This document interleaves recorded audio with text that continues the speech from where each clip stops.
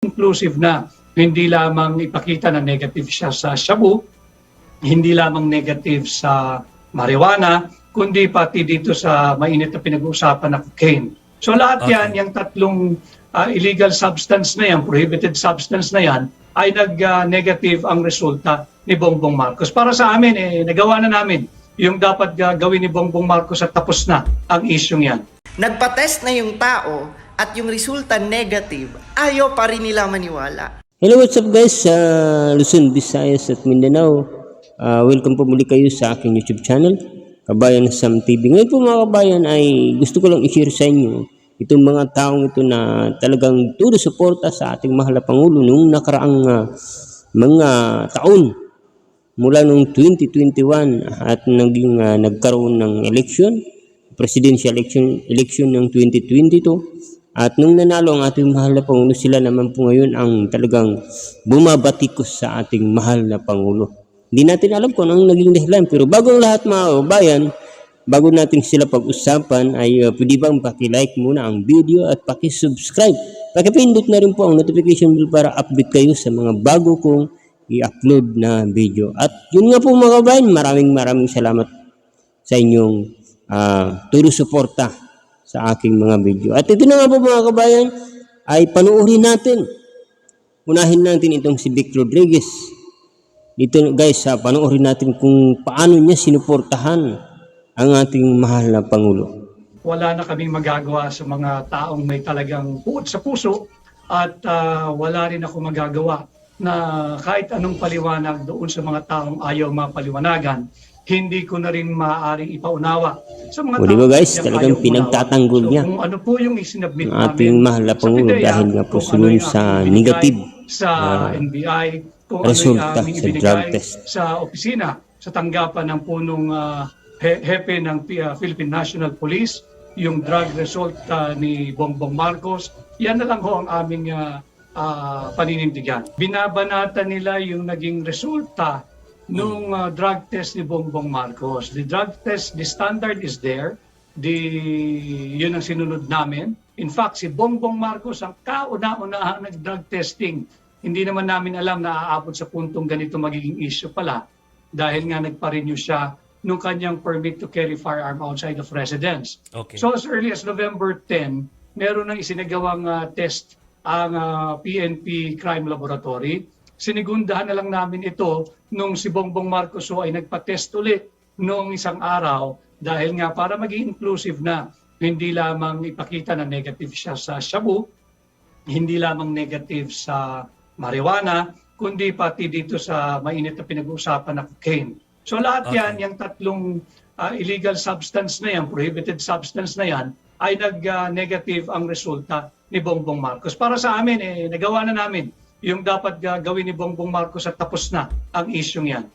So ito pa guys, ito pang isa na talagang todo suporta, isang vlogger. Dati mga kabayan, vlogger talaga ito siya hanggang ngayon, na ang tawag sa kanya Rosalinda. Hindi ko alam kung bakit Rosalinda ang pangalan niya, tawag sa kanya. Pero hindi ko kasi masyadong kilala to at hindi ko rin napapanood. Pero ngayon nung palagi niyang binabati ko sa ating mahal na Pangulo, palagi ko itong napapanood sa TikTok. At pero nung ni-research ko, talagang todo suporta pala ito sa ating mahal na Pangulo. At kasama din siya na ikinampanya pa niya ito ang ating mahal na Pangulo nung nakaraang election 2022. At ito naman po mga kabayan, panoorin natin yung kanyang pagtatanggol sa ating mahal na Pangulo. Bongbong Marco Kane. O di ba? Ganyan sila kabobo. Nagpa-test na yung tao at yung resulta negative, ayaw pa rin nila maniwala. Masakit talaga ang katotohanan, lalo na pag hindi panig sa inyo. So, alam ko, nag-iisip na naman kayo kung ano na naman ang ibabato nyo. Lahat pinatunayan ni Bongbong Marcos, lahat ng accusations nyo, pinatunayan ni BBM na hindi totoo. So, ngayon, ano na? Kayo na lang kaya magpa-drug test, total para kayong mga sabog. At ngayon po, pakihanap po sa mga taong nagsasabing nagko-cocaine at nagda-drug si BBM. May napakamahalagang announcement lang po ako sa inyo. Ang mga ibinibintang nyo ay mali na naman. So ibinalita sa Manila Times na Bongbong Marcos tests negative for drugs. So mission failed na naman kayo. Okay, back to martial law. So dito talaga natin makikita na puro pamimintang lang ang alam ng mga antay. At alam nyo ba sa ginagawa nyo, mas lalakas nito si BBM? So ano na, iyakan na naman. Lahat ibinato nyo na kay BBM, pero tingnan mo naman si BBM ngayon. Mas palakas ng palakas ang puwersa ni BBM. Kayo naman, bintang ng bintang, kaya pahina ng pahina. Hala, so nabayaran na naman daw yung Manila Times. Halata naman. Otot nyo, pag hindi panig sa inyo, nabayaran.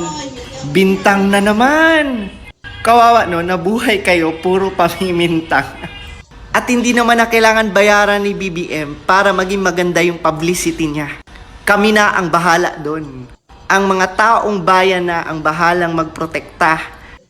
So yung guys, yung napanood natin, talagang silang dalawa, maliban pa ron, marami talagang mga vloggers na talagang dati ay mga todo suporta sa ating mahal na Pangulo. Pero ngayon, hindi ko alam kung anong nangyari sa kanila. Sabi nga ng iba, baka napasukan ng kakaibang hangin sa kanilang mga utak.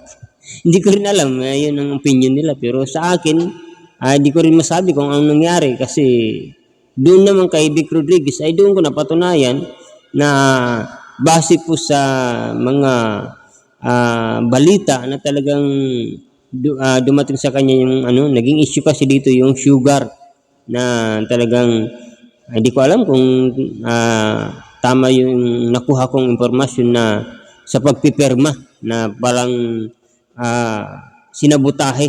So yun guys, marami. Kaya ngayon, pinapaliwanag ni Vic Rodriguez na talagang hindi daw niya masikmura ang korupsyon. Anong korupsyon sinasabi niya dito?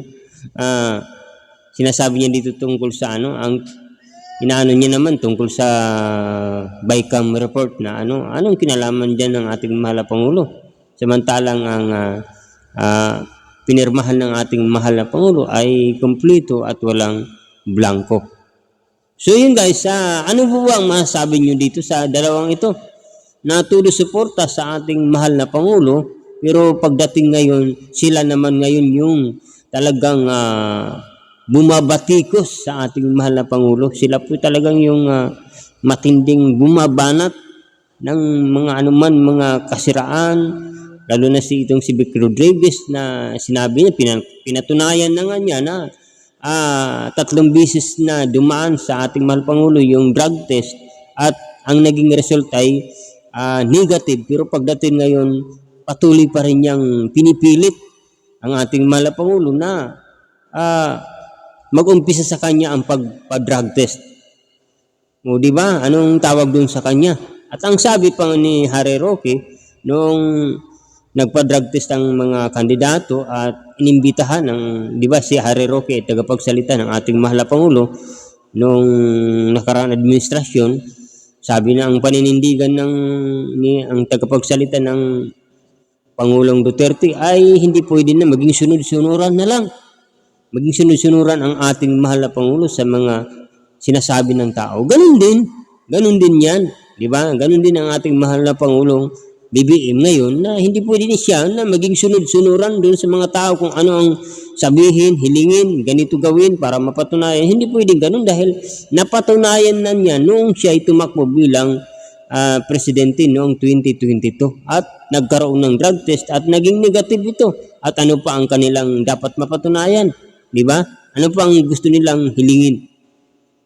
So, ngayon, sila naman ngayon ang bumabatikos. Anong tawag sa kanila?